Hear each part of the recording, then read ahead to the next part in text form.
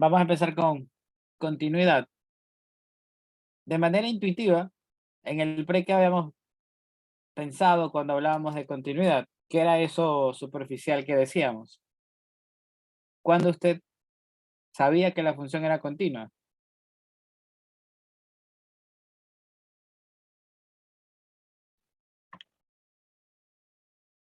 Exacto, cuando se dibujaba sin levantar la mano. Ya, eso, obviamente, para nosotros analizarlo visualmente, usted dice, ok, mire, esto es continuo. No, porque hay un salto, ¿no? Hay un pedazo de la curva que está arriba, hay otro pedazo que está más abajo. Acá, la función es continua. Tenemos un puntito aquí que está abierto y más abajo tenemos un puntito cerrado. Pues en este caso, tampoco. Y acá sí tenemos, mire, una función en el cual no hay ningún tipo de salto ni nada extraño. Así que nosotros, en este caso, hablábamos de que la última es una función continua, ¿no?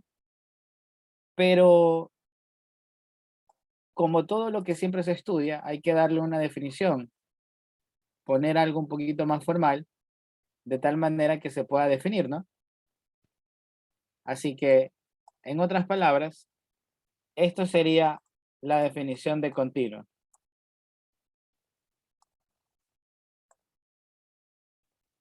Cuando le dicen, a ver, dígame que una función es continua, significa sea f, una función definida en un intervalo abierto que contiene a c.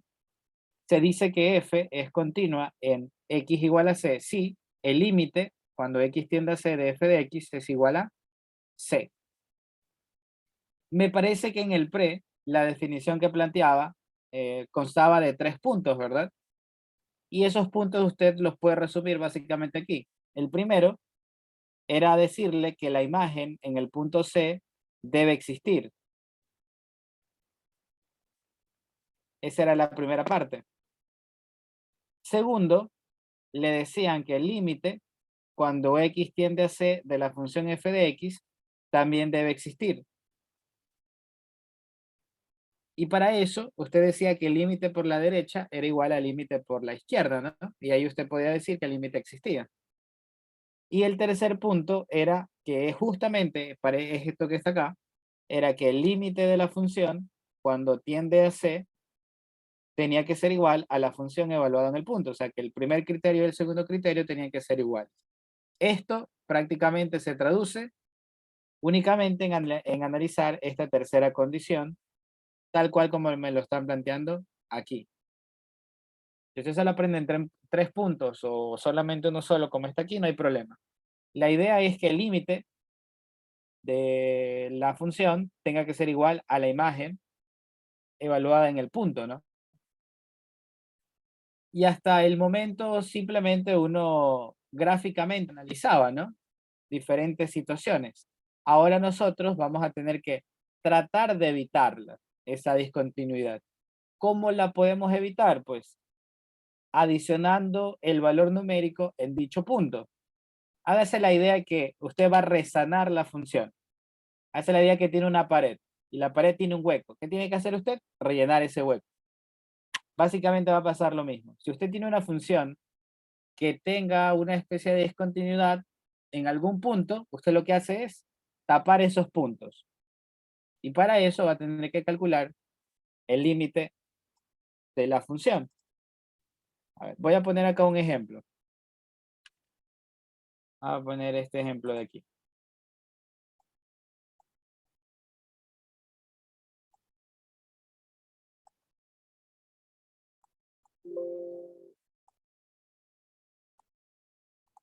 Sea la función f de x igual a x al cuadrado menos 1 dividido para x menos 1 para x que son diferentes de 1.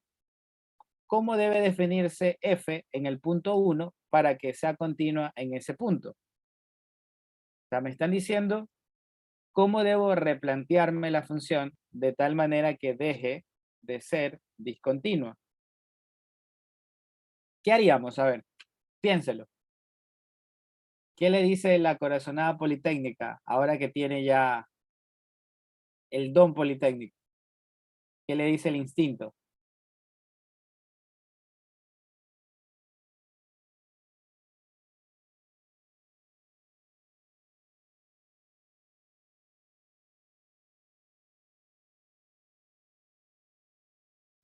Debo factorizar y simplificar. Ya. Como tal, sí debo hacer eso. Ya. Debo hacer eso, pero ¿para qué? Lo debo hacer para encontrar el límite de la función. Porque tiene que definir f de otra manera. Y en este caso, usted lo plantearía de esta forma. Usted, ¿en dónde está el problema? ¿En qué punto tenemos ese conflicto? ¿Y en cuál deberíamos solucionarlo? En el 1, ¿verdad? Ya. ¿Por qué en el 1? Porque si usted reemplaza aquí el 1, sería 1 al cuadrado, 1 menos 1, 0. Y 1 menos 1, 0. 0 sobre 0 es una indeterminación. Justamente ahí es el problema. Entonces usted va a decir, a ver, de lo que ha aprendido, el límite, cuando x tiende a 1, de la función x al cuadrado menos 1, dividido para x menos 1. Eso es igual al límite cuando x tiende a 1. ¿Qué hacemos en la parte de arriba?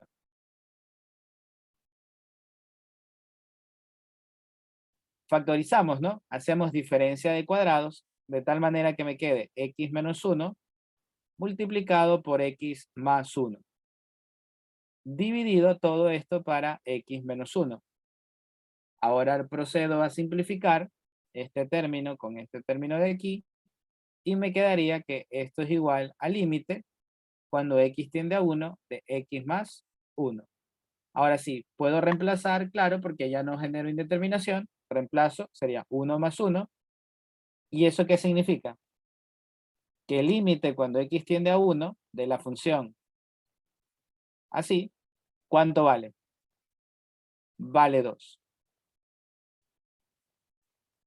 Voy a graficar para que se dé cuenta de lo que se hace. Siempre se hace de esta manera, o se calcula el límite y luego usted lo completa en una regla de correspondencia nueva. A ver, pongamos aquí 0, nada menos por ahí. Esta función que está aquí, ¿qué tipo de función es?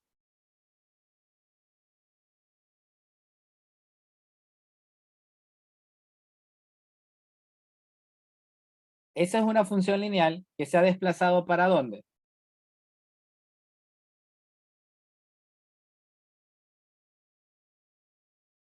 Ya, se ha desplazado una unidad hacia arriba. Significa que la recta es más o menos así. Pero, ojo con esto, la función no está definida cuando vale 1. Significa que cuando usted trabaja con el valor de 1 por aquí, usted se tiene que ir para arriba y justamente encontrar ese punto y llegar hasta este valor de 2. Entonces lo que se hace es aquí colocar un puntito justamente que esté abierto de esta manera. Ese es el gráfico que a usted le queda. X más 1, una recta, pero con un puntito abierto de tal manera que se respete la situación de que tiene que ser diferente de 1. Ahora, vamos a redefinir la función. La función f de x va a ser igual a lo que usted ya tenía, x al cuadrado menos 1 sobre x menos 1, para los diferentes de 1. Hasta ahí no cambia nada. Lo que cambia ahora es que usted va a rellenar de esta manera. ¿Qué le falta para que esto sea continuo?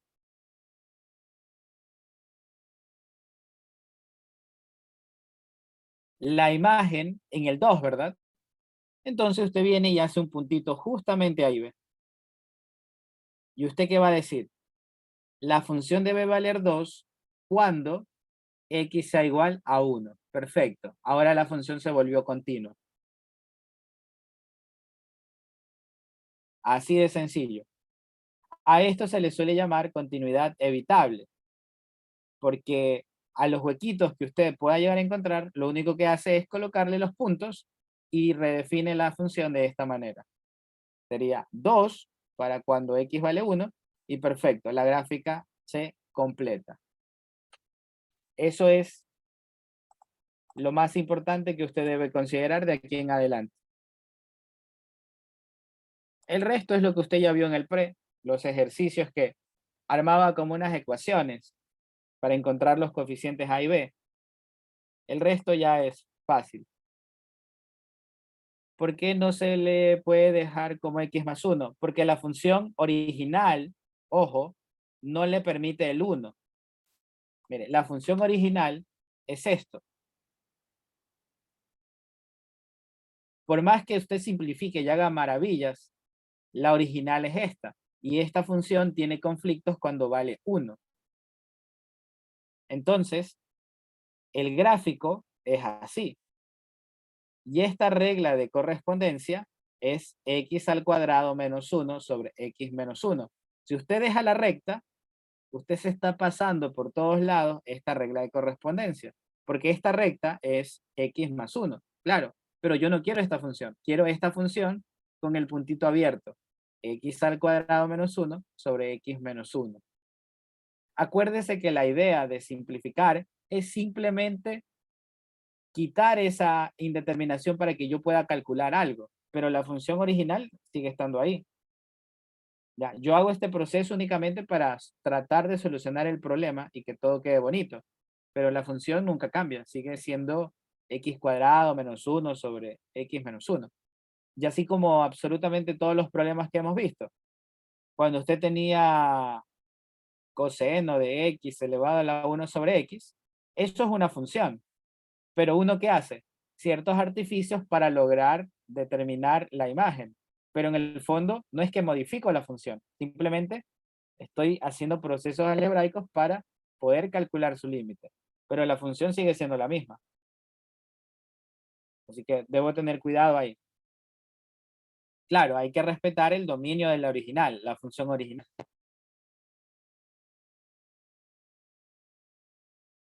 Así que básicamente no importa que usted maquilla la función, sigue siendo la misma función. Así usted le haga cualquier cosa, simplifica arriba, abajo, igual sigue siendo la misma función.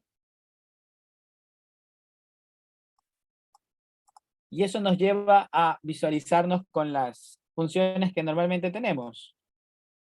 A ver, ¿qué funciones uno estudia? Vamos a ponerlo por aquí. Ya, hablamos de las funciones continuas que conocemos. Cuando hablamos de las rectas, de las constantes, de las cuadráticas, de las cúbicas, estamos hablando netamente de funciones polinomiales. Y las funciones racionales también van a ser continuas. Mire lo que dice aquí. Incluso, se lo marcan de color negrita, son continuas en sus respectivos dominios. ¿Ya? ¿Por qué le digo eso? Porque es fácil engañarlo. Si yo le digo, la función f de x es igual a 1 sobre x, para x diferentes de ceros, la función es continua. ¿Qué opina?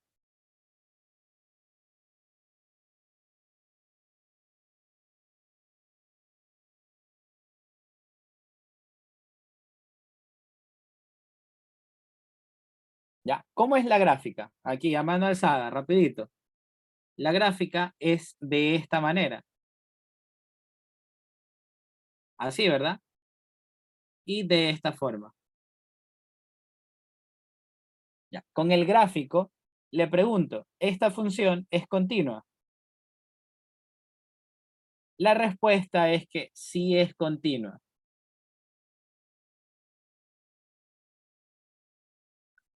¿Ya? Y antes que se ponga nervioso,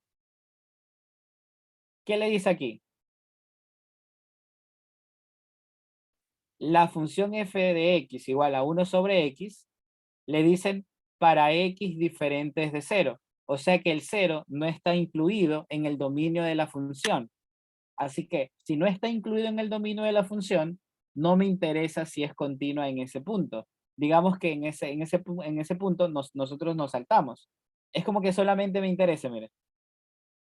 El dominio de la función es igual a desde menos infinito hasta el 0 sin incluir, unión desde el 0 hacia el más infinito. Le pregunto, en este tramo, ¿la función es continua? Aquí ve, la función es continua. Sí, acá ve, la función es continua. en el otro tramo? La respuesta es que sí. Perfecto. ¿En dónde no es continua? En cero. ¿Pero el cero está en el dominio de la función? No. Así que no me interesa. La función sigue siendo continua.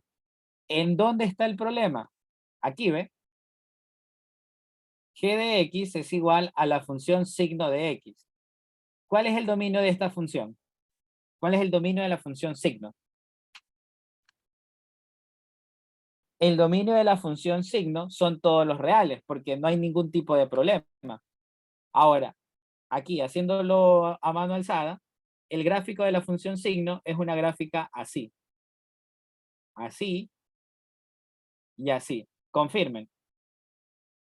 Le pregunto, ¿es continua? No, si se da cuenta que cuando x igual a 0, presenta saltos. Ya, y le pregunto, ¿el x igual a 0 pertenece al dominio de la función? Sí pertenece, ¿no? Entonces, como pertenece y tiene saltos, la función es discontinua. ¿Sí se da cuenta la diferencia entre esto y esto?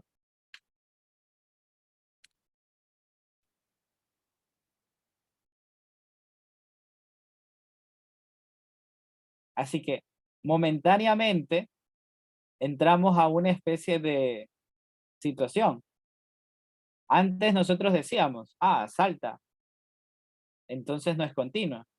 Y ahora nos damos cuenta de que sí es posible tener una función que tenga saltos y que también sea continua. Simplemente porque en los intervalos no pasa nada. Es que tienen que darse la restricción de diferente de cero, porque ¿qué pasa si usted quiere evaluar 1/0?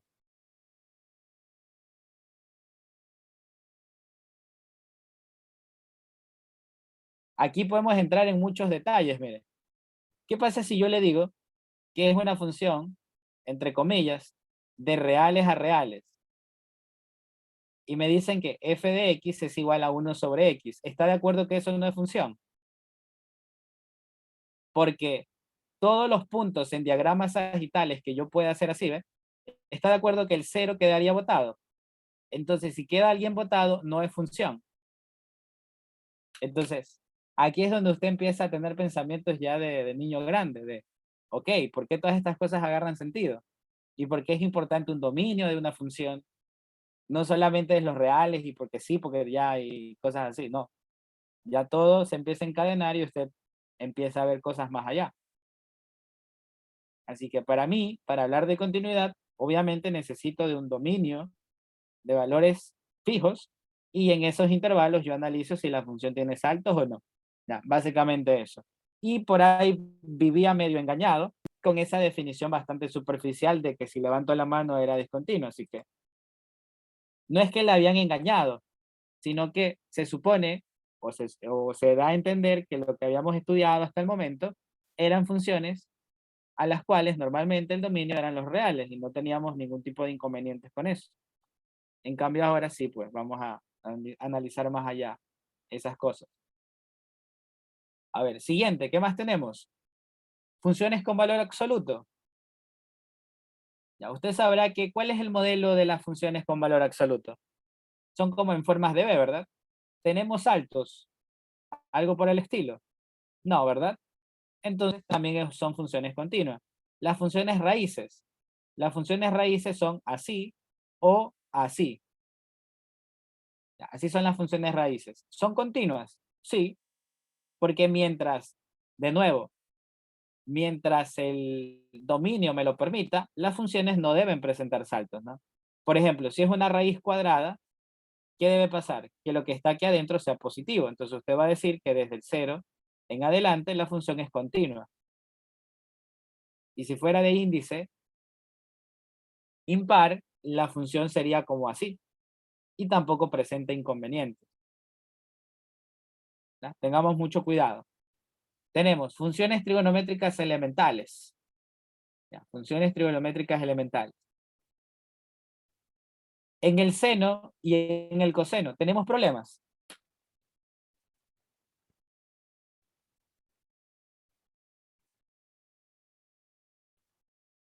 No, ¿verdad? Porque usted recordará que la función seno es una función que va así, al igual que la función coseno. Entonces, ahí no tenemos problema. ¿En dónde aparecen los problemas? En la tangente, en la cotangente, en la secante y en la cosecante. ¿Por qué aparecen esos problemas? Porque a partir del dominio, las gráficas hacen esto, ¿no? Era como de esa forma, o si es la cotangente, iba en el otro sentido, ya, iban así. Por ende, esa función se vuelve continua si es que yo al dominio le quito absolutamente todos los valores de las asíntotas verticales. Entonces, si usted tiene bien restringida la función trigonométrica, va a ser continua.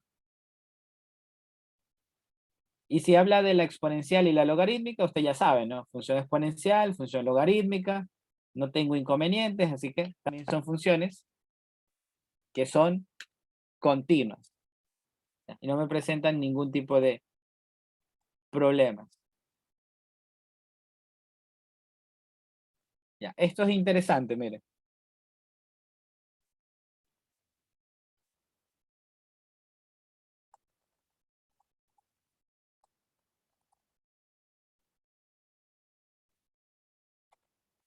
Ya, esto es importante.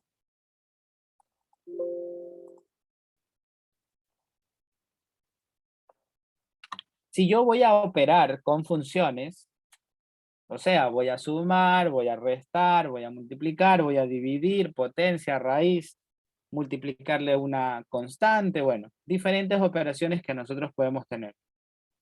Si tenemos dos funciones, f y g, que son continuas en el punto C, entonces también lo son una constante por f, la suma de funciones, la resta de funciones, el producto de funciones, la división de funciones, la potencia y la raíz de funciones. Fácil.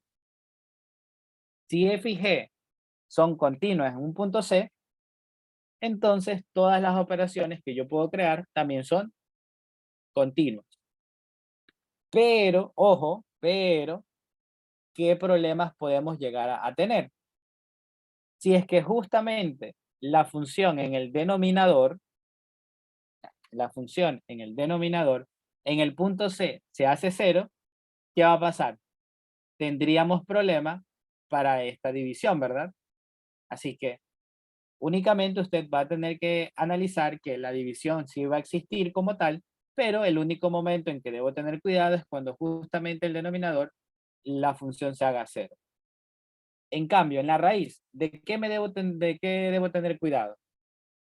¿Qué tipo de imágenes pueden generar algún tipo de problemas?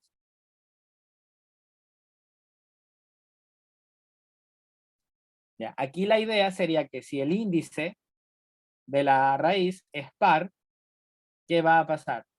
Pues tendríamos que el valor numérico de lo que esté adentro tenga que ser positivo. O el cero, ¿no? Porque si queda negativo, la raíz cuadrada o raíz cuarta no existiría. Entonces, en ese sentido, debo tener cuidado en estas dos cosas, en la división y en la radicación, ¿ya? Especialmente para esas condiciones, que ahí normalmente uno tiene sus inconvenientes.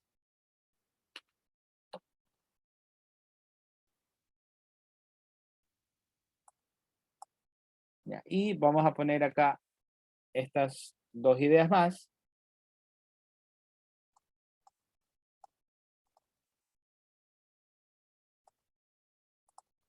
¿ya? Que son básicamente la continuidad lateral, la continuidad que se puede generar por el lado izquierdo o por el lado derecho, y la continuidad ya en un intervalo bien establecido, ¿no?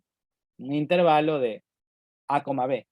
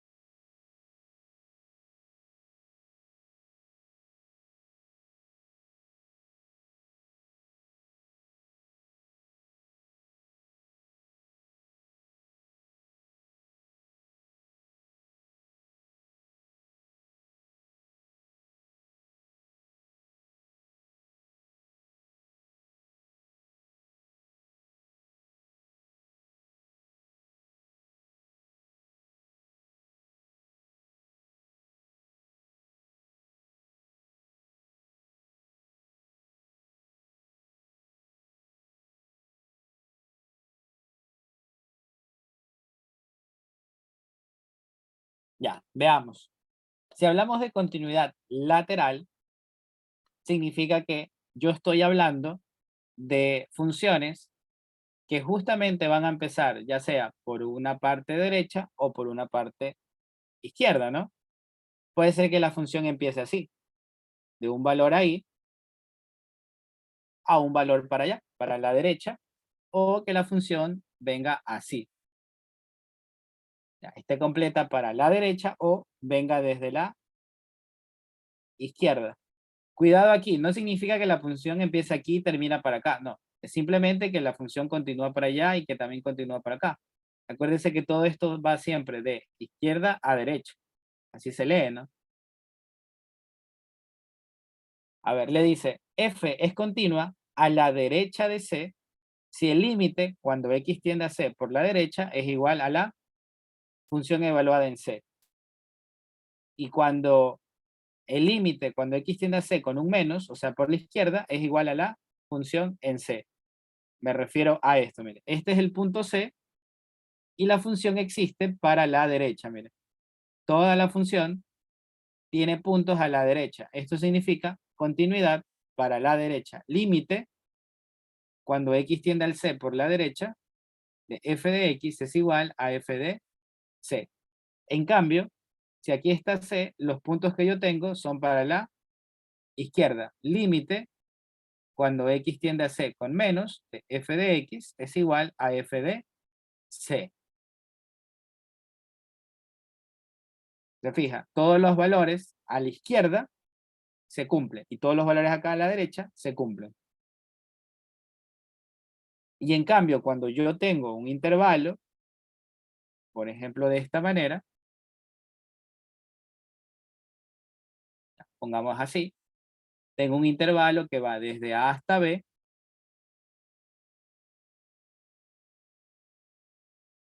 es continua en cada punto del intervalo, se dice que f es continua en el intervalo cerrado A, B. Y si es continua en el intervalo abierto A, B, es continua a la derecha de A y es continua a a la izquierda del valor B. Ya, debo tener cuidado, mire. Estamos hablando de un intervalo A, B, ya, sin incluir el puntito que está aquí. Lo estamos colocando abierto. Si es continua en cada intervalo que está aquí, mire, básicamente es como decirle, el único punto que no se incluye es A, pero la gráfica se completa con todos los puntos hasta llegar al punto B. Significa que es continua en todo este intervalo. ¿Y por qué se incluye el valor de A? Por lo que hablamos de la derecha, ¿no? Porque como el límite por aquí existe y el límite por acá existe, entonces se puede decir que en estos puntos también la función va a ser continua. Significa que lo incluimos simplemente. ¿Ya? Y también acá ya complementa con lo de arriba, si la función es continua en el intervalo abierto a como B, es continua a la derecha y es continua a la izquierda. Derecha de A, mire, derecha de A, izquierda de B. ¿Por qué no a la derecha de B? Porque no hay nada. ¿Por qué no a la izquierda de A? Porque no hay nada. Es continua a la derecha de a la izquierda de B, porque ahí están todos estos puntos, precisamente. ¿Ya? Eso es lo que tiene que saber acerca de continuidad. Creo que el concepto como tal es el más fácil, el que estudia en cálculo, el de continuidad. Simplemente el límite tiene que ser igual a la imagen en el punto. Listo, ya está. No hay que entrar más en detalles. Ahora sí, nos vamos al otro lado, a lo siguiente que normalmente es complicado. Ya hablamos del límite, ahora le vamos a dar una aplicación. Ya habíamos hablado de que sí, que me acerco, que la vecindad, que esto, que lo otro. Ahora le vamos a dar una aplicación. Y esa primera aplicación es calcular una derivada.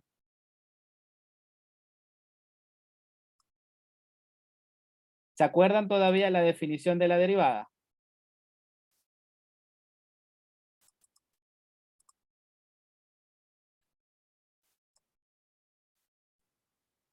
¿Ya? ¿Se acuerdan de la definición? Sí, la de la fórmula. ¿Cómo era?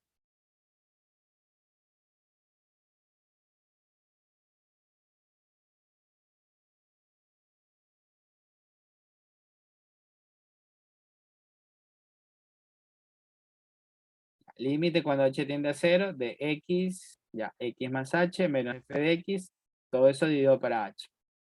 Ya, perfecto. Ya, a ver, ¿y eso de dónde salía? Ya, ¿de qué interpretación se daba? ¿Qué era la derivada? ¿Cómo la interpretábamos geométricamente?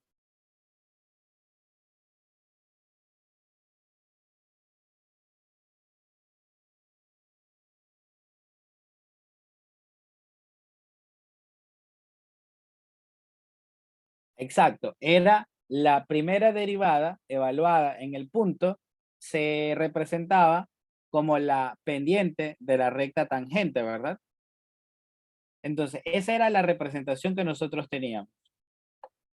No vamos a hablar tanto en detalle de eso de ahí, porque eso ya usted lo vio en el pre, ya sabe de la tendencia y todo lo que está ahí, así que vamos a concentrarnos un poco más en hablar de esta fórmula.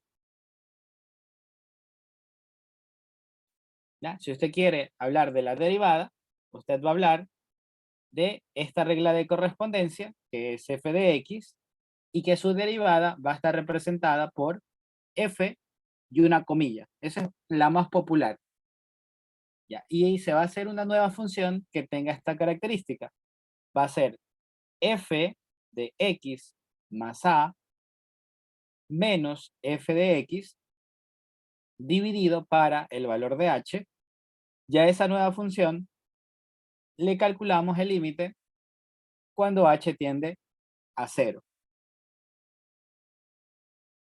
¿Ya? Esa es la fórmula para calcular la derivada de una función en cualquiera de sus puntos.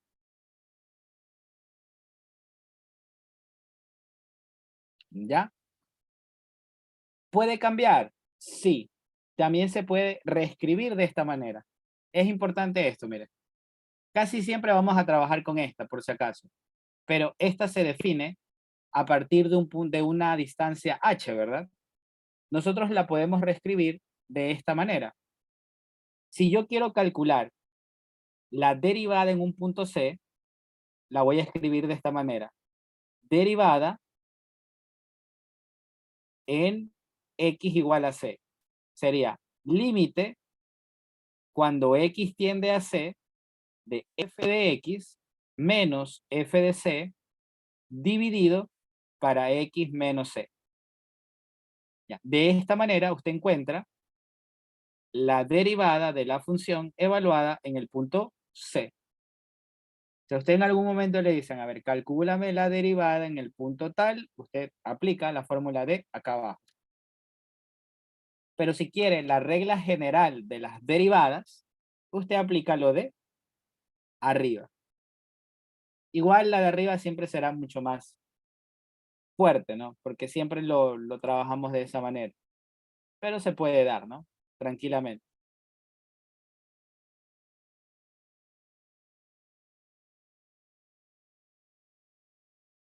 Ya que ahora, bueno, no sé, ¿alguien aquí está estudiando física? Física mecánica, ha estado viendo algunas cosillas por ahí. Ya, si usted revisa los libros de física, usted puede llegar a encontrarse este tipo de expresiones. Ya, por ejemplo, así. Ya, ahí usted sobre el desplazamiento y cosas por el estilo. Ya. En ese caso, ellos, o todo buen libro de física, siempre empieza los temas dándole una especie de explicación de dónde sale o de dónde se derivan tantas fórmulas. Entonces, cuando usted habla de velocidad, cuando habla de aceleración, pues usted está hablando de un límite. Y ese límite luego pues lo transforma a la derivada. Si usted tiene un desplazamiento y lo deriva, encuentra una velocidad. Y luego si deriva una velocidad, le queda la aceleración. Entonces ya de ahí sale, ¿no? Esa interpretación con límites y todo lo que les da. Así que hay diferentes maneras de trabajarlo. Miren, aquí tienen f' de x es límite cuando delta x tiende a 0, de f de x más delta x menos f de x sobre delta x. En lugar de delta x, póngale h, y es la misma que está arriba. Ya, y acá, límite cuando t tiende a x de f de t menos f de x sobre t menos x es la que yo le puse justamente acá. Solo que no le puse al revés porque normalmente para nosotros la x es la incógnita, ¿no? Ya, y c se interpreta como nuestro valor, ¿no? Cuando x tiende a c, x tiende a tal valor. Entonces, por eso se le ha puesto al revés, mire, pero al igual queda así, ¿ves? T primero, la x segundo, mire. Y eso es aquí, ¿ves? X primero, la C segundo. Y luego lo que se hace es como que si esto se pasa acá, X menos C, o en esta parte de acá está T menos X, ¿no? Así que son básicamente las dos igualitas, solo que acá las han representado de una manera diferente. No se olvide que da igual la variable, puede ser con X, con Y, con Z, con A, con B, no importa. Lo que sí importa es que me especifiquen la tendencia y ahí yo voy a empezar a trabajarla, ¿no? Ahora también tengo diferentes maneras de expresarla. Vamos a poner aquí las notaciones. Creo que sí alcanzan aquí. Sí, ahí justamente. Aquí está bien. ¿Cómo la voy a representar? ¿Cómo las ha visto? Creo que lo que ha visto ha sido de esta manera. O también de esta manera, ¿no? Que son las más básicas, las más sencillas. Usted simplemente al nombre de la función, porque usted puede tener así, ¿ve? F de x es igual a x al cuadrado menos 5. Y si quiere derivar, es f' de x. En cambio, si usted tuviera y es igual a 4x menos 5, usted va a calcular y', la derivada de la función tal. Entonces, f' de x o y'. Es dependiendo cómo tengamos la variable dependiente, le ponemos la comilla. Luego nacen estas otras dos formas, que incluso esta también es bastante utilizada, especialmente cuando ya va para la parte inicial de las integrales, usted empieza a ver estos diferenciales de otra manera, pero usted puede decir de y a dx. Significa derivada de la variable y respecto a la variable x. Y usted en los libros de física va a volver a ver esto, mire. Derivada de b respecto al tiempo. ¿A qué es igual esto? A la aceleración. Es derivar la velocidad respecto al tiempo. Y tiene la aceleración. La aceleración en términos de t. Ya, de esa manera usted va a trabajar. Si tiene una variable diferente, usted va a tener, por ejemplo, derivada de la función u respecto a x, ¿verdad? O respecto a una variable y, como usted prefiera. Derivada de una función y abajo sobre tal, ¿no? Sobre la otra función, la otra variable. Esta también se utiliza bastante. Cuando tengamos una derivada ya implícita, una derivada en donde la función no se pueda despejar y tenemos que derivar toda la función como tal, normalmente se suele utilizar esta notación. Se aplica el operador diferencial en ambos lados y usted termina derivando la función. Así que puedo utilizar derivada de la función tal. Por ejemplo, si tengo que y es igual a 3x menos 5, yo puedo decir la derivada de la función respecto a x de 3x menos 5. Así, ¿ves? Es lo que está aquí. La derivada de x de la función y. O simplemente, acá como está aquí, ¿no? F de x y pone la función. Grábese esas notaciones de cómo hacerlo. De y a de x, y', f' de x, o de x, y, o de x, f de x. Esas son las maneras de representar una derivada.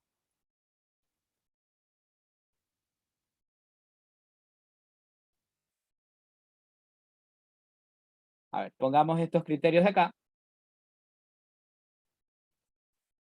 que ahí vienen las partes emocionantes.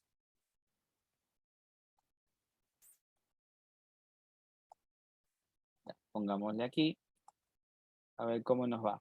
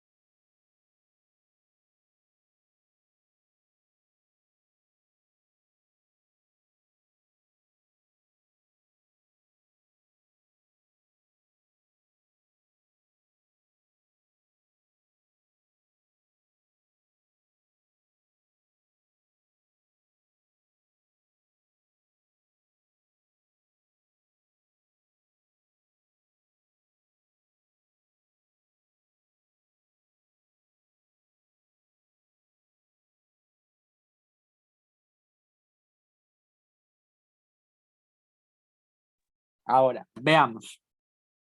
Si nosotros estamos hablando de derivadas en puntos y cosas así, la idea que se nos viene a la mente, entonces, ¿siempre podemos calcular la derivada? La respuesta es que no. Hay momentos, hay situaciones en donde la derivada, lastimosamente, no la vamos a poder calcular. Ya sabe que no todo es perfecto en la vida. Así que, básicamente, hay ciertas cosas donde, lastimosamente, hay problemas. Y es básicamente porque la recta tangente no se va a poder trazar o no se va a poder determinar. Ya. Por ejemplo, primero gráficamente, luego ya vamos a leer acá arriba. Mira, fíjese, si yo le pidiera una recta tangente en el punto A, ¿usted qué podría decir? ¿Está de acuerdo que la recta puede venir así, ve? En este punto, mire, así, ve. Pero también, ¿qué podría pasar? La recta tangente puede venir así, ve. Entonces, ahí tenemos un dilema. ¿En dónde la trazamos? Cuando la función tiene saltos, cuando la función no es continua, pues simplemente la derivada en ese punto, ojo, no quiero decir que la derivada no existe en los puntos. La derivada no existiría justamente cuando x es el valor de x, ¿no? Cuando a es el valor de x, el valor de la componente en x. Así que debo tener cuidado.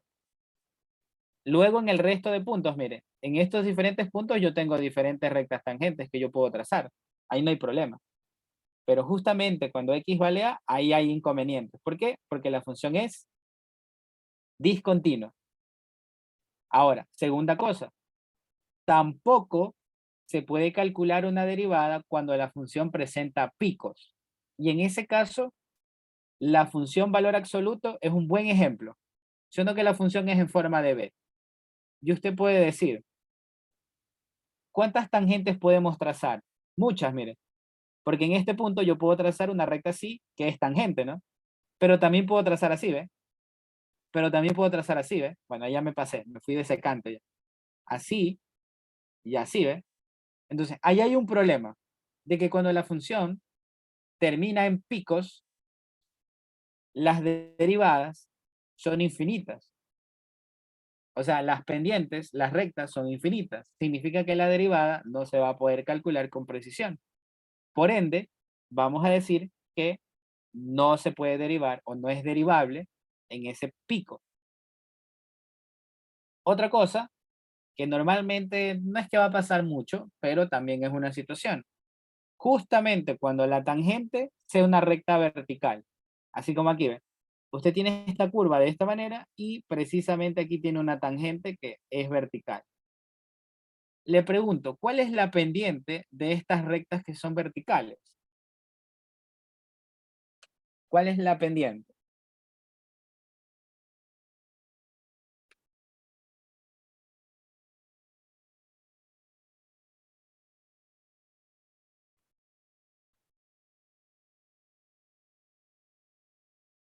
Ya, indefinida.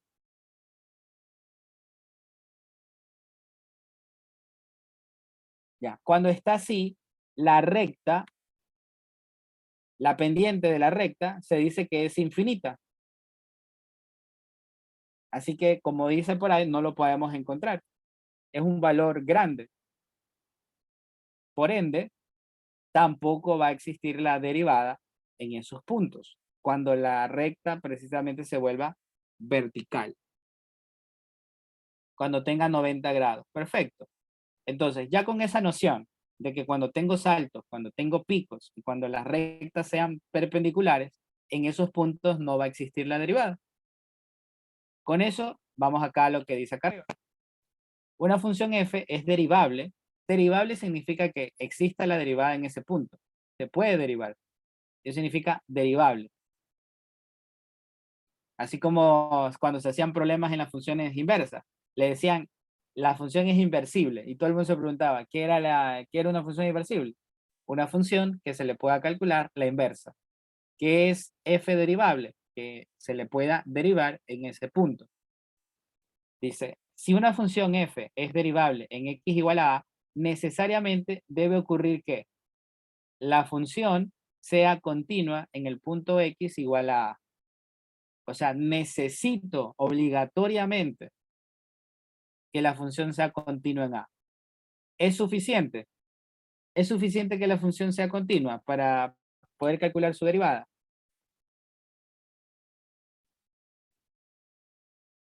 La respuesta es que no, y podemos relacionarlo a estos dos criterios que están aquí. ¿Ves? Mire, porque las funciones son continuas, pero ahí las derivadas no se puede calcular.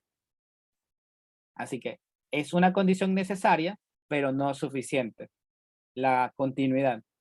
Segundo, f es suave en x igual a a. Esto es que su gráfica no debe tener picos.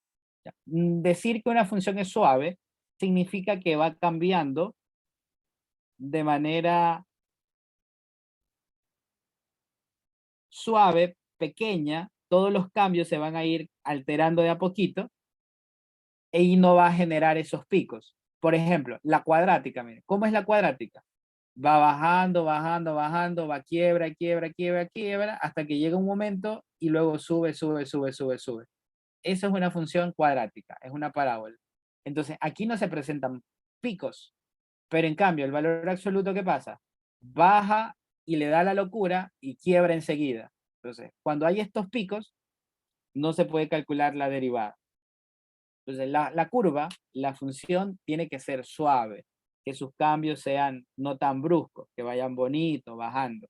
En otras palabras, que no se presenten picos. Tercero, la recta tangente no es vertical en x igual a a. Entonces, eso es el tercer caso. Cuando viene y tiene una recta vertical, no se puede derivar. ¿Ya? Porque ya sabe, la derivada es la pendiente y no la podemos encontrar, así que no nos vamos a generar ahí problemas. Simplemente no puedo calcularla. Chao. Siguiente. Aquí le da la descripción, le dice, bueno, esta función no es continua en A, por eso no es derivable. Acá no es suave en A, no es derivable. Y aquí tenemos una recta perpendicular, no es derivable. Ahí tiene un ejemplo de cada una. Ahí. Eso me lleva a algo.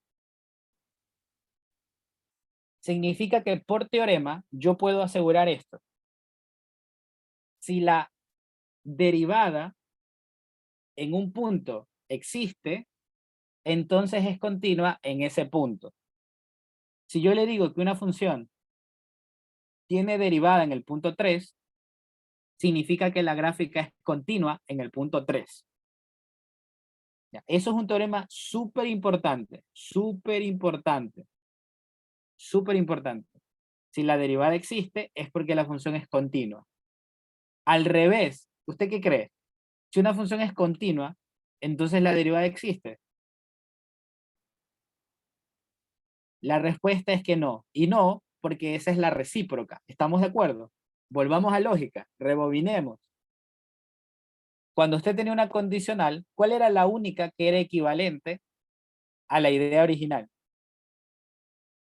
¿Cuál era la única que era equivalente?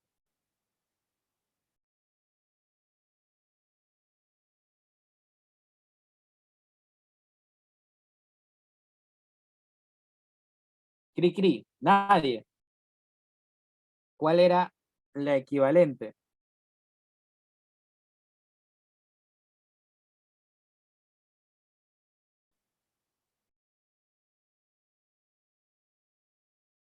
La negación de B, ya, negación de B, la negación de A, ya. Eso se llamaba la contrarrecíproca.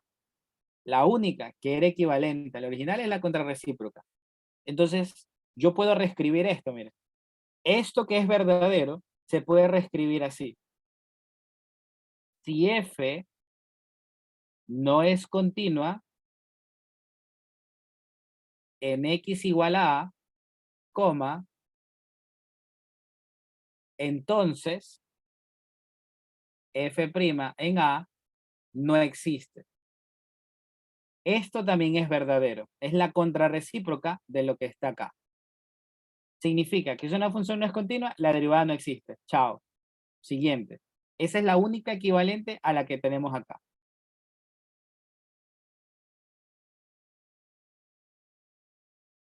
Ya. Ahora, aquí ve, la estructura lógica del teorema corresponde a una implicación lógica.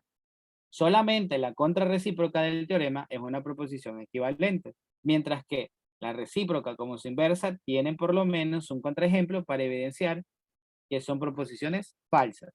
O sea que si usted le aplica recíproca inversa a esta vaina, usted puede encontrar un contraejemplo que permita descartar esa idea que está ahí.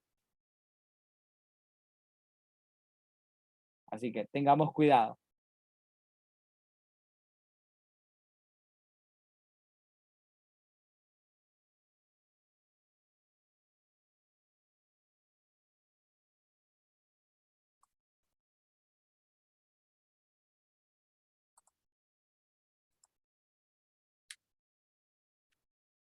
¿Ya? Cópelo, vea los ejemplos y ya se va formando un criterio mejor.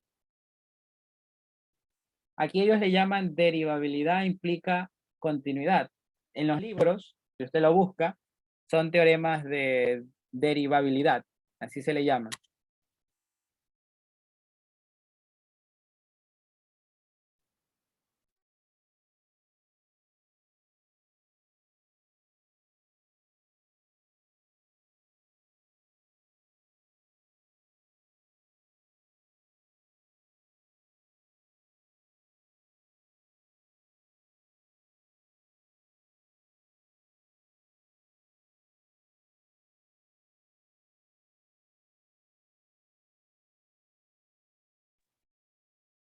¿Ya? A ver, peguemos ahora sí a donde nos vamos a concentrar más. Reglas de derivación de funciones básicas. Aquí tiene la de una constante, la de la identidad, la de la potencia, la de la exponencial natural, la de la exponencial con cualquier base, logaritmo natural, la de logaritmo cualquier base, y todas las que son trigonométricas. Y por este lado, si tenemos operaciones entre funciones de variable real.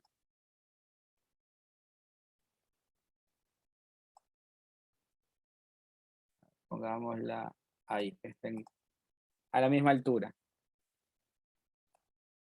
Tenemos el múltiplo de una función, la suma de funciones, resta de funciones, producto de funciones, cocientes de funciones y el de la composición. Y esta, póngale así, ¿ves? Cuidado, esta es la famosísima regla de la cadena. Aquí es donde la gente se olvida de las cosas. Aquí es donde usted sabe si aprendió a derivar o no, en la regla de la composición, que normalmente es lo que más me van a tomar. Antes solamente en el pre derivábamos cositas sencillas como esto, ya. Incluso ni trigonométricas me tomaban. Ahora sí vamos a trabajar con esas trigonométricas y con otro tipo de estructuras más fuertes, ¿no? Así que, por lo menos, eso es en lo que tengo que concentrarme ahora, en aprenderme todas estas que están aquí, ¿ya? Para no tener ningún tipo de inconvenientes.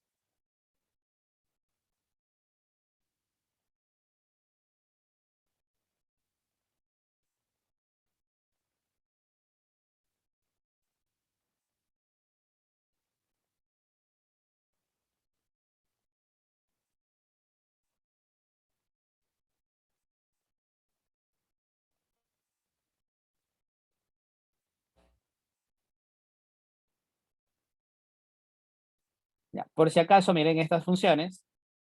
¿Por qué le ponen valor absoluto?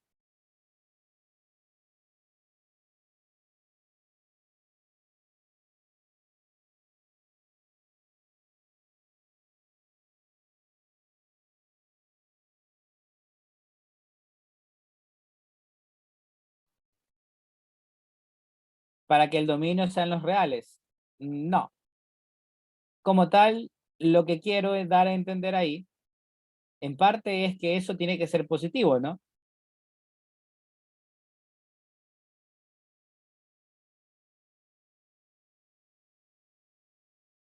¿Y qué valores con eso me estarían quitando? Con eso me están diciendo que lo único que no puede ser X, ¿qué sería? Cero, ¿no? Porque si vale cero, así usted le meta valor absoluto, igual no existe, ¿no? Ya con los negativos no hay problema porque si usted le pone valor absoluto, los hace positivo y el logaritmo de una cantidad positiva sí existe, ¿no? Así que bajo ese criterio no pasaría nada. ¿Ya? Así que tengamos en cuenta eso. De ahí todo, no hay ningún tipo de problema. Para el día lunes, imprímalas, anótelas, apréndaselas de memoria, lo que sea. Pero el lunes que ya nos concentramos en las derivadas, usted ya se las tiene que saber. No va a preguntar, ¿y por qué le bajo el exponente? ¿Por qué quedó lo mismo? Ya eso no tiene que preguntar, tiene que ya volar y aprendérselas de memoria. Vamos a hacer esta idea, mire.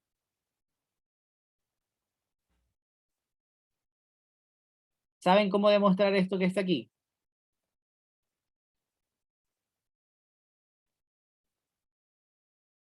Que la derivada de la potencia es n multiplicado por x a la n menos 1. Pongámoslo así.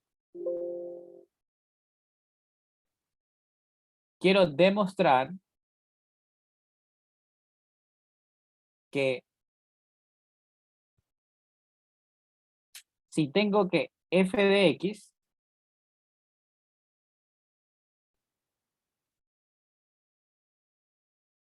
es igual a x a la n, entonces su derivada va a ser igual a n multiplicado por n elevado a la n menos 1. De esa manera quedaría la derivada. Ahora, ¿qué va a pasar?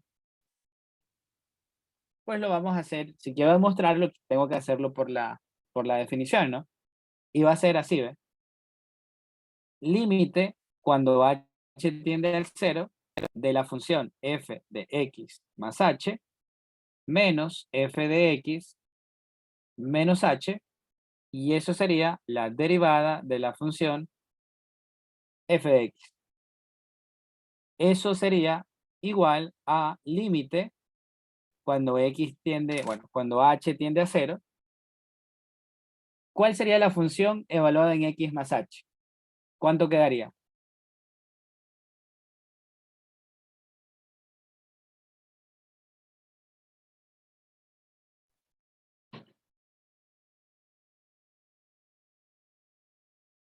¿Están de acuerdo que quedaría x más h elevado a la n? Porque usted lo único que hace es cambiar esta x por x más h, menos la función f de x, que eso sí lo tenemos, x a la n, y dividido para el valor de h.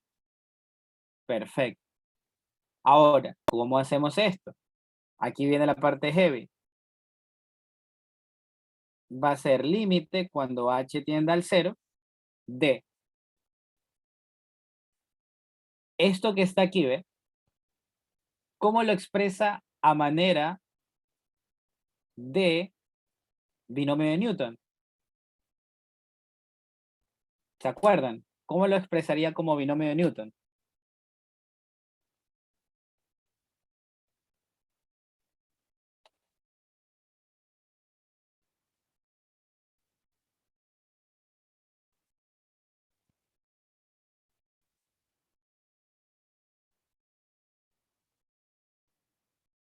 Ya, la expresión quedaría así, ¿ve?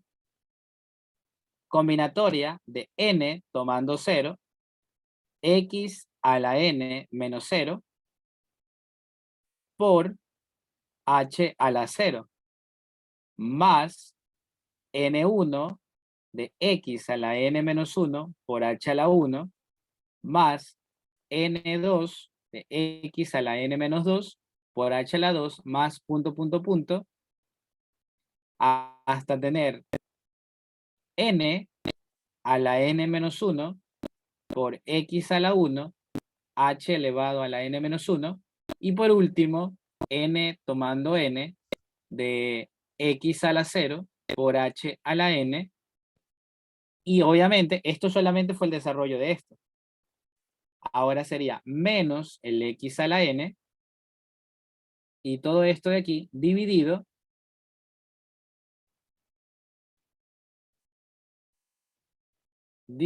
para el valor de h.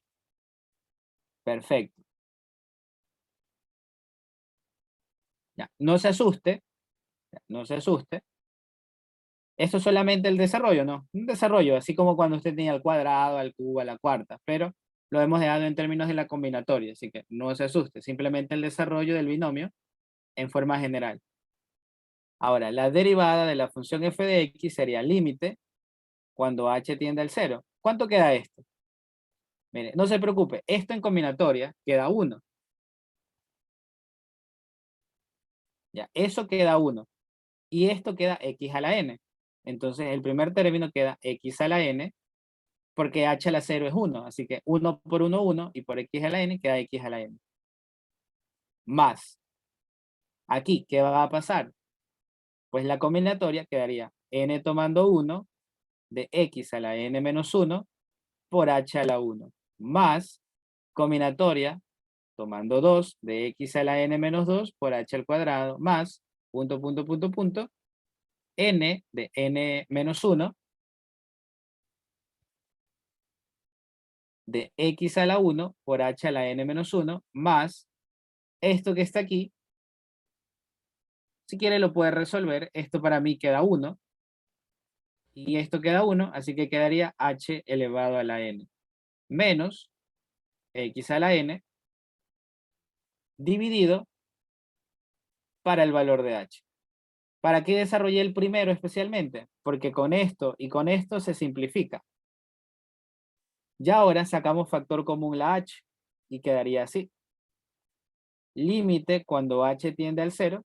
Aquí saco factor común h y quedaría la combinatoria de n1 por x a la n menos 1 de nada más, ¿no? Porque si es h, factor común salió, más la combinatoria de n2 de x a la n menos 2 por h, como esto era 2, ahora h, más punto, punto, punto, combinatoria de n con n menos 1 de x a la 1 por h a la n menos 2 en este caso, ¿ya? Porque en este caso ya le quitamos uno más, así que sería n menos 2. Y al final sería h a la n menos 1 para esta parte de aquí. Cerramos y dividimos todo para h. ¿Para qué sacamos factor común h? Para eliminar h de abajo y generar que ya no tengamos problema con la indeterminación.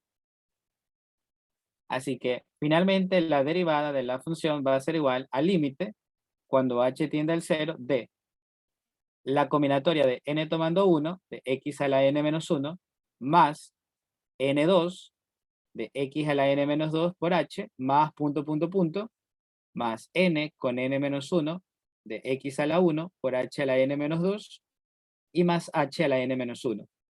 Pero la tendencia al límite, ¿qué me dice? ¿Cuánto vale h?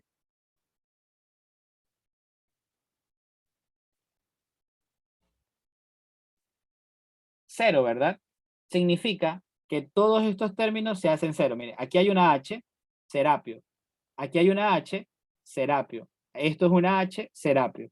Significa que la derivada de la función f de x es nada más y nada menos que, aquí ya reemplazamos, como esto no depende de h, simplemente es la misma constante, ¿no?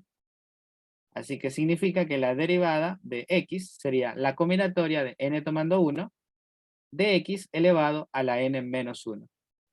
Y la combinatoria de n tomando 1, no le quise poner el resultado, el desarrollo de la combinatoria, para ver si se acordaban, pero era así, ¿no?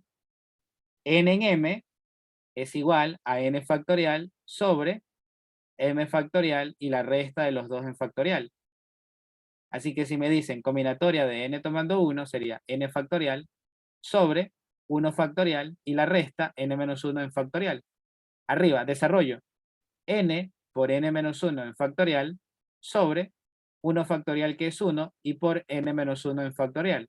Se simplifica y me queda que la combinatoria de n tomando 1 es igual a n. Así que reescribimos. Derivada de la función es n por x a la n menos 1. Aquí está la fórmula. Alguien ya se había tomado la molestia de demostrar eso para que usted simplemente haga ¿qué cosa? Y saque pecho.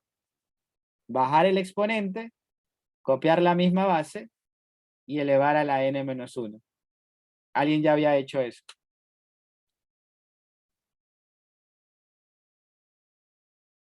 No habría problema si es que h a la n menos 1 por si lo reescribimos como h. No, a ver, tengamos cuidado. En este caso, simplemente lo que hacemos es como decir, a ver, si n lo trabajamos como una potencia, estamos de acuerdo que n es un número natural. Estamos hablando de, bueno, en este caso positivo, porque se puede también trabajar con fracciones, pero estamos hablando de que n es simplemente bajarle una unidad, sigue siendo un número, qué sé yo, al cuadrado, a la quinta, a la sexta. No le busquemos pero a que si es h a la n dividido para h, ya, así. Porque a la final de cuentas, estos se van a restar y es un exponente. Simplemente a la potencia que yo tengo, le hemos restado un valor porque le sacamos el factor común. Ya si lo reescribo de esa manera es buscarle ya la quinta pata al gato, pero ya es un número como tal. H elevado a tal cosa y ya H quedaría en la parte de arriba. Así que no busquemos problemas donde no los hay porque después nos traumamos. ¿Ya? Entonces ahí tiene una fórmula que la utiliza siempre, pero que nunca sabe cómo se demuestra. Anótenla por ahí, guárdela por si acaso se la toman en alguna prueba, alguna lección, algo por el estilo. Hay ciertos profesores que les gusta tomar demostraciones, así que quién quita que le digan, bueno, demuéstrame esta de ahí, ya la tiene. Las que sí me gustaría que las hagan, ya que tiene el fin de semana, haga las demostraciones de estas de aquí. O búsquelas, busquen el libro y encuentre estas de aquí. Las trigonométricas. Estas son las que realmente me interesan. Yo sé que estas ya más o menos se acuerdan porque las usaron en el pre, pero estas son nuevas ahora para ustedes. Así que trate de aprendérselas. El momento es, ya que está una semana, el momento ahora que tiene libre para aprenderla. Busque las demostraciones y se va a dar cuenta de que efectivamente así quedan.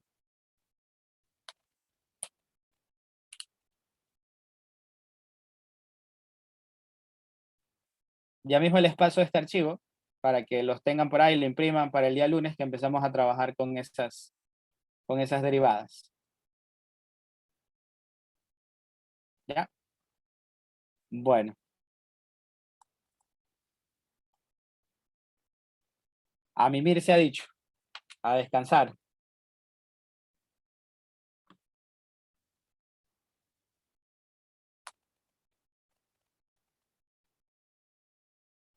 Último fin de semana, farrelo, hágase trapo, hágase pedazos. Es el momento.